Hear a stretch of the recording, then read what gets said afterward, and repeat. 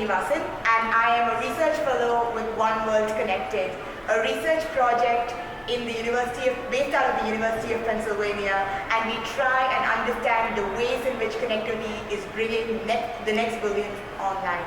Today I am here at ICANN in Hyderabad, and I am with Howard Baggott. It's a pleasure to meet you.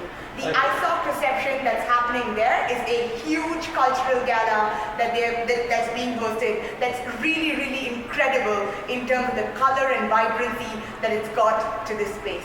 I wanted to get Howard for a minute to hear more about the Internet Society and what they do, especially in relation to how connectivity is really an important thing. Could you tell us a little bit about the Internet Society, Howard? Sure, absolutely. So the Internet Society is an organization that was founded 25 years ago by some of the fathers of the Internet. These are the people that actually created the Internet. Our role is basically to make sure the Internet stays open and free and access for everybody. We have three main areas where we work, one of them being technology, public policy, and also in development work. So to give you some examples of these, the technology part is the IETF, which is the Internet Engineering Task Force. They are the actual premier standards organization for the Internet. To give you an idea of what that means, is they're the people that actually write the protocols for things, for example, HTTP and IP addresses, for instance, IP version 6 protocol. To give you an idea of the development work that we do, we're also working globally all over the world, but mainly doing a lot of work in the Asia region, Latin America region, and the Africa region, where we work and we build IXPs, Internet Exchange Points, and we also provide training, because we have to train them up on how to actually run and operate an IXP. And this is really part of the sort of capacity building that we have for the world and for these regions. Standards seem like a really important part while we are going so far ahead to improve connectivity. Sure. Could you tell us a little more about the IETF and what it's like? We'd love to hear about how it ties to the work that's currently happening in connectivity. Sure, well the IETF, they work in many different ways. Basically the standards that they're actually writing, they ensure that the Internet stays jointly together. So without the IETF, without standards, software might not actually merge properly together, and also definitely the Internet wouldn't be as secure as actually we have it today. But this is an ongoing thing. We're always actually updating the standards to make sure that it's a sustainable and secure Internet for us, also for our future generations and moving forward.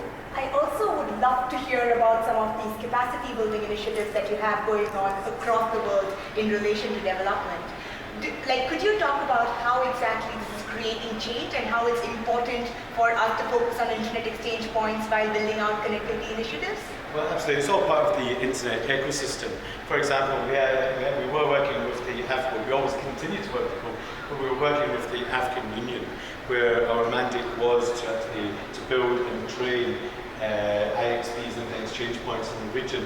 And as you can imagine, it's kind of a chicken and the egg thing. The IXPs helps to reduce the latency and speed up the Internet, and also makes it a bit more secure.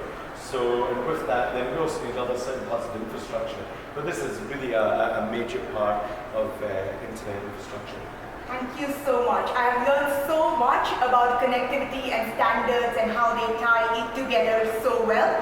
And it's really, really great to hear about ISOC's work in this area in particular. Thank you so much for taking the time out to spend time with me, educating us about the work that ISOC is doing, as well as how important connectivity is, as well as the different ways in which different aspects of connectivity need to be highlighted. Thank you very much. Well, namaste.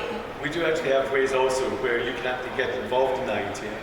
For example, you can join the mailing list. We run free face-to-face meetings a year. So you can get involved by using your brain power. But then also the meetings, we require funding to run these meetings to ensure that the standards are written to the best possible levels. And for that, we do appreciate corporate sponsorship of the actual IETF as well. So please join us. Just look at www.ietf.org. Thank you so much. I really appreciate it, and I hope to join the mailing list and hope to be more involved in IETF processes. Super, absolutely. Thank you.